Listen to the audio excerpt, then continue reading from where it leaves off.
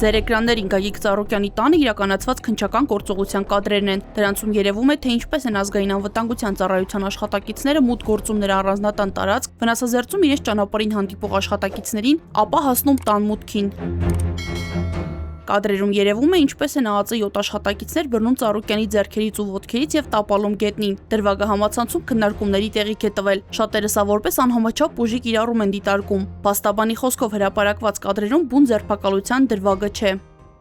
Շատ կարևոր է ֆիքսել, որ դա ի սկզբանե խոզարկության համար տուն մուտք գործելու համար է եղել։ Այսինքն պարոն Ծառուկյանը ոչ խոչընդոտել է իրավապահ մարմինների բնականon աշխատանքին, ոչ զինված է եղել, ոչ դիմադրությունը ցույց տվել ու նման կերպ վարվելը թե իրավական թե բարոյական տեսանկյունից ճիշտ չի։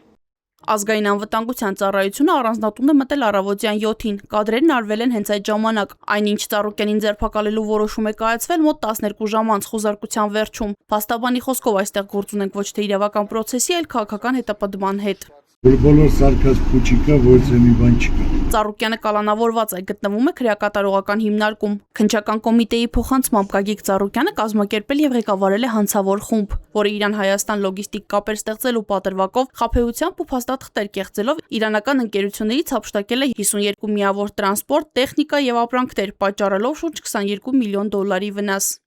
Մենք երեք դատարանում եւ քննչական մարմնում են տեսած փաստաթղթեր ենք ներկայացրել եւ մենք կարծում ենք, որ փաստաթղթերը բարոյթ իրականացնող մարմնի տրամադրության տակ լինելուց հետո այս գործը պետք է կարճվեր կամ պարոն Ծառուկյանը պետք է ճանաչվեր տուժող նմանատիպ հոդվածներով։ Այնինչ մենք տեսանք լրիվ հակառակը, որ այդ մեր կողմից ներկայացված փաստաթղթերը որևէ ազդեցություն չունեցան։ Փաստաբանը Ծառուկյանին գետնին պարկեցնելու կադրերի հրապարակումը անթույլատրելի է համարում, քանի որ ըստ նրա դա միտում ունի որոշակի շրջանակների մոտ տրամադրություններ ձևավորելու։ Ինչու է քննչական կոմիտեն որոշել հրապարակել այդ կադրերը, դրանք ինչ նպատակ էին հետապնդում։ Կառույցից հրաժարվեցին մեկնաբանել։ Ուշադրության էր արժանացել նաև ձեռնաշխատաների դրվագը։ Դրանք Ծառուկյանի ձեռքերին ոչ թե հագցված էին, այլ պարզապես դրված։ Մենք որտենք, որ պարոն Ծառուկյանը մեղավոր չէի, որ իր ձեռքերի չափով ձեռնաշխատաներ գոյություն չունեին։ Ստանդարտ չափը դա եւս մեկ անգամ դա խոսում է հենց շոու կազմակերպելու մասին։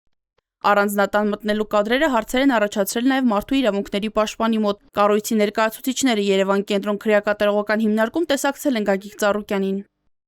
Այցի ընթացքում տեղի է ունեցել առանձնազրույց Գագիկ Ծառուկյանի հետ, ուսումնասիրվել են համապատասխան փաստաթղթերը, առողջական վիճակին, պահման պայմաններին եւ իրավունքների ապահովմանն առնչվող այլ հարցերը։ Առանձնազրույցի բովանդակությունը խորհրդապահական է եւ ենթակա չէ հրապարակման։ Էմին Խաչատրյանը նշում է, որ ի սկզբանե անհամաչափ ուժ է կիրառվել նաև տան եւ տարածքի տարբեր աշխատակիցների նկատմամբ, բայց դրանից հետո որևէ գործողություն նրանց նկատմամբ չի իրականացվել, ոչ բերման են ենթարկել, ոչ հարցաքննել։